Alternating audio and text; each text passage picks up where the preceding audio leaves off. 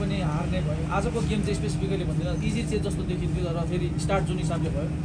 स्कोरलाई भन्दा पनि पिच चाहिँ अलिकति डिफरेन्ट जसलाई कसरी हेर्नु आजको उसमा चाहिँ पिच चाहिँ अलिक टर्निङ पिच थियो होइन अब स्पिनर्सलाई एकदमै सपोर्टिभ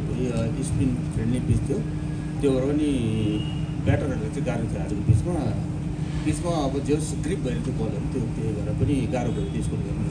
हजुरको टिम हेर्दा चाहिँ लास्ट गेम पनि सबै स्पिनरले फाल्नु भयो आज पनि सबै स्पिनरले फाल्नु भयो फेरि लिग अघि बढ्दै जाँदाखेरि चाहिँ त्यो पिचले गर्दाखेरि हो कि तपाईँहरूको पर्फर्मेन्सले पनि फास्ट बलरहरूलाई चाहिँ ट्रस्ट नगर्नु होइन किर्तिपुरमा स्पेसली पिचमा स्पिनलाई सपोर्ट गर्ने हुन्छ त्यही भएर पनि हामीले स्पिनर्सलाई नै बढी जोड दिएको थियौँ हामीले आज अब हामीले रुपेशलाई पनि बाहिर राख्यौँ होइन अब हामी किशोरलाई पनि बाहिरै छ अहिलेसम्म त्यही भएर हामीले स्पिन फ्रेन्डली पिच भएर हामीले स्पिनलाई अब ओभरअल सिजन हेर्दा चाहिँ डिफेन्डिङ च्याम्पियन अब अहिले बटममा हुनुहुन्छ होइन बटममा भएर चाहिँ एन्ड हुँदाखेरि चाहिँ यो सिजनलाई कसरी हेर्नुहुन्छ समग्रमा चाहिँ यो सिजन हाम्रो लागि चाहिँ एकदमै ब्याड भयो पहिला हामीले जितेको अब यो हामीले फर्स्ट हामी टाइटल जितेको थियौँ होइन अब यो सिजनमा चाहिँ हामीलाई पहिला जिताउने जस्तो मिलन छ लहरू एकजना होइन अब हाम्रो अर्कोहरू के अरे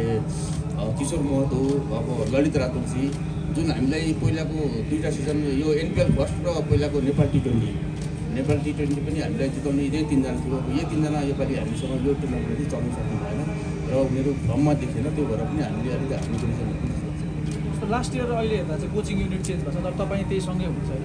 कोचिङ चेन्जेसले गर्दाखेरि पनि त्यो टिमको अप्रोचमा चाहिँ चेन्ज भएको कि अरू प्लेयरहरू हुन्छ भने आसिफ अनिल जस्तो ललित रुपेश त अब बिचमा हुनुहुन्थ्यो त्यो कोचिङ चेन्जले गर्दा नि केही इम्प्याक्ट गर्यो टिममा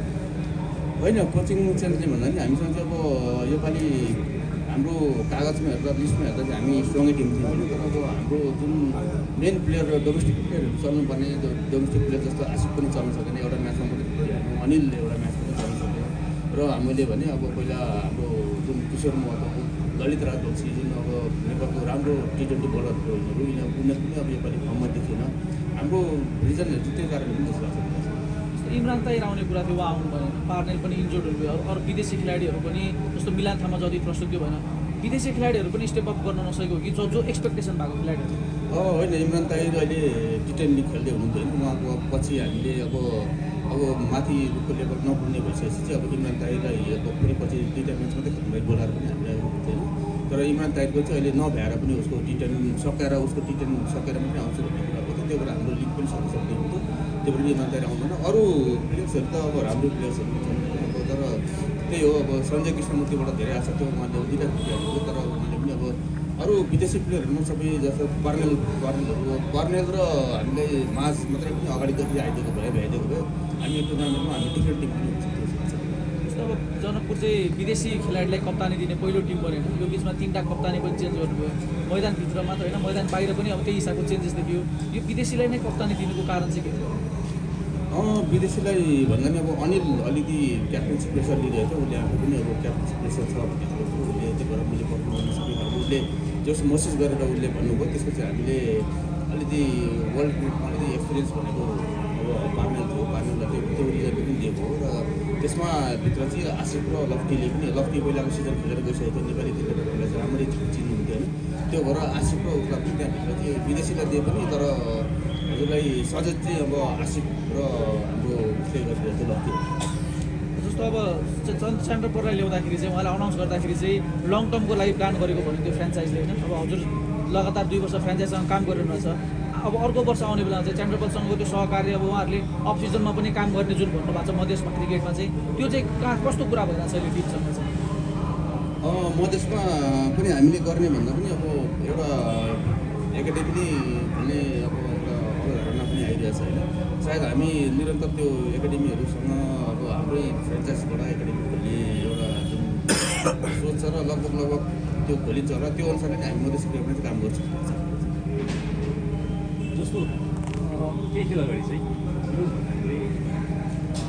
सुरुमा चाहिँ यो टुर्नामेन्टमा जति राम्रो गरेको थिएँ त्यसको टिममा चाहिँ एक सेट छ टाइपको कुरा तपाईँले जस्तो भर्खर राष्ट्रिय खेलाडीहरू सेटमा बाहिर गए जस्तो यो टुर्नामेन्टमा चाहिँ डोमेस्टिक टुर्नामेन्टमा प्लेयरले राम्रो उनीहरूले चाहिँ नेसनल टिममा चान्स पाउने सम्भावना तपाईँ एज अ कोच गएर डोमेस्टिक कोच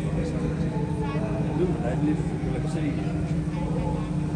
होइन अब विनोद भण्डारीज्यूले पनि अब पहिलादेखि नेपाल टिममा पनि खेलिरहनु भएको हुन्छ तर अब सेलेक्टरहरू हुन्छ यो कुराहरू सेलेक्टरको जिम्मा हुन्छ होइन उहाँहरूले बसेर गर्नुहुन्छ तर मलाई जस्तो लाग्छ अब नेपाल क्रिकेट संघका जुन सेलेक्टरहरू हुनुहुन्छ उहाँहरू जसले राम्रो गरेको छ उहाँलाई छान्नुहुन्छ जस्तो लाग्छ त्यो विभेद चाहिँ छ जस्तो लाग्दैन मलाई त्यसरी विभेद चाहिँ गरेको छैन पर्फर्म गर्नेहरू क्याम्पसम्म पर्छ अब क्याम्पबाट चाहिँ अब टिममा कस्तो प्लेयरहरू सुट हुन्छ त्यो अनुसारले पनि अब छान्नुपर्ने हुन्छ होइन अब सबै ब्याटर मात्रै छानेर पनि हुँदैन त्यसमा अब अलराउन्डर ब्याटर त्यसपछि बलरहरू अब स्पिनर्सहरू अब विपक्षको कन्डिसन हेरेर पिच कन्डिसन हेरेर पनि अब टिम सेलेक्ट गर्नुपर्ने हुन्छ त्यो हिसाबले चाहिँ अहिलेसम्म सेलेक्टरहरूले चाहिँ राम्रै गर्नुपर्छ लाग्छ खेलाडीहरूले चाहिँ ग्रान्टेड लिएको हो भन्ने हिसाबले सुरुमा परिहालिन्छ भन्ने हिसाबले पर्फर्मेन्सको लेभल चाहिँ त्यहाँनिर अलिकति मेहनत कम गरेको जस्तो लाग्छ होइन अहिलेको उसमा चाहिँ मलाई जस्तो लाग्छ नेपाली खेलाडीहरू